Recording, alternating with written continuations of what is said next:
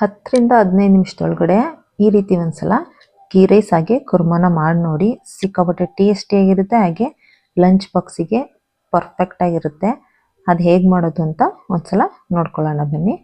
ಇಲ್ಲಿ ಒಂದು ಪ್ಯಾನ್ಗೆ ಒಂದು 4ರಿಂದ 5 ಸ್ಪೂನ್ ಆಗುವಷ್ಟು ತುಪ್ಪನ ಹಾಕೋತಾ ಇದ್ದೀನಿ.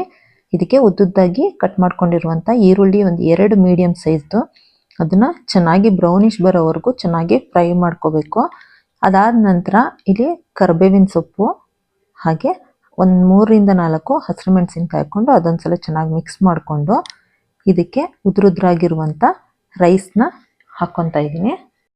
ಅದಕ್ಕೆ ರುಚಿಗೆ ತಕ್ಕಷ್ಟು ಉಪ್ಪನ್ನು ಸೇರಿಸಿ ಚೆನ್ನಾಗಿ ಒಂದ್ಸಲ ಮಿಕ್ಸ್ ಮಾಡ್ಕೊತಾ ಇದ್ದೀನಿ.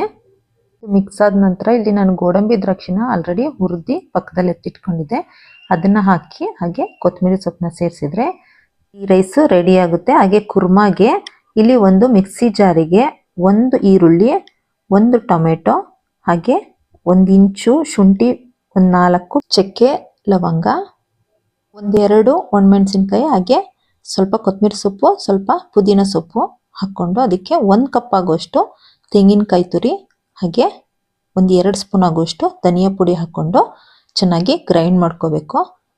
ಇಲ್ಲಿ ಒಂದು ಕುಕ್ಕರಿಗೆ ಸ್ವಲ್ಪ ಎಣ್ಣೆ ಹಾಗೆ ಸಾಸಿವೆ ಹಾಕ್ಕೊಂಡು ಇಲ್ಲಿ ನಾನು ನವಿಲುಕೋಸು ಹಾಗೆ ಆಲೂಗೆಡ್ಡೆ ಹಾಕ್ಕೊಂಡು ಚೆನ್ನಾಗಿ ಮಿಕ್ಸ್ ಮಾಡ್ಕೊತಾ ಇದ್ದೀನಿ. ರುಬ್ಬಿಟ್ಕೊಂಡಿರುವಂಥ ಖಾರನ ಅದಕ್ಕೆ ಹಾಕಿ ಸ್ವಲ್ಪ ನೀರನ್ನು ಸೇರಿಸಿ ಅದಕ್ಕೆ ಮಿಕ್ಸ್ ಮಾಡಿಕೊಂಡು ಒಂದ್ಸಲ ಚೆನ್ನಾಗಿ ಮಿಕ್ಸ್ ಮಾಡ್ಕೊತಾ ಇದ್ದೀನಿ.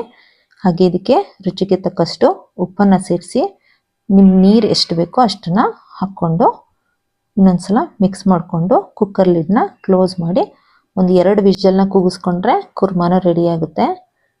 ಸೊ ಇಲ್ಲಿ ಗೀ ರೈಸ್ ಕುರ್ಮಾ ಸಿಂಪಲಾಗಿ ಸಖತ್ ಟೇಸ್ಟಿಯಾಗಿರುತ್ತೆ. ಒಂದ್ಸಲ ಟ್ರೈ ಮಾಡಿ ನೋಡಿ. ಇದು Nihas cooking channel. So please ನನ್ನ ಚಾನಲ್ನ ಸಬ್ಸ್ಕ್ರೈಬ್ ಮಾಡ್ಕೊಳ್ಳಿ, ಲೈಕ್ ಮಾಡಿ, ಹಾಗೆ ಶೇರ್ ಮಾಡೋದನ್ನು ಮರಿಬೇಡಿ. ಮತ್ತೊಂದು ವಿಡಿಯೋದೊಂದಿಗೆ ಭೇಟಿಯಾಗ್ತೀನಿ. Thank you for watching.